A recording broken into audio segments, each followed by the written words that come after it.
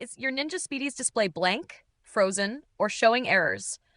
Let's troubleshoot the issue step by step. No tools required.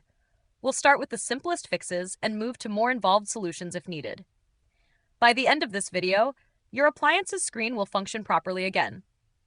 Begin by checking the power connection. Ensure the Speedi is plugged into a working outlet and the power cord is secure. Test the outlet with another device to rule out electrical issues. If the display remains unresponsive, reset the appliance. Unplug it for 5 to 10 minutes, then plug it back in. This clears temporary glitches that might freeze the screen or cause error messages.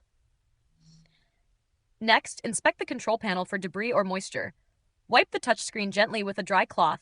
Spills or grease can interfere with responsiveness. Avoid using harsh cleaners that might damage the display.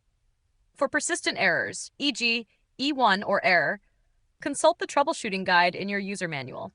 These codes often relate to sensor malfunctions or overheating. For example, E1 may indicate a lid recognition issue. Reposition the lid firmly until it clicks. If the screen is cracked or physically damaged, discontinue use and contact Ninja support immediately. Do not attempt to repair the display yourself, as this may void the warranty.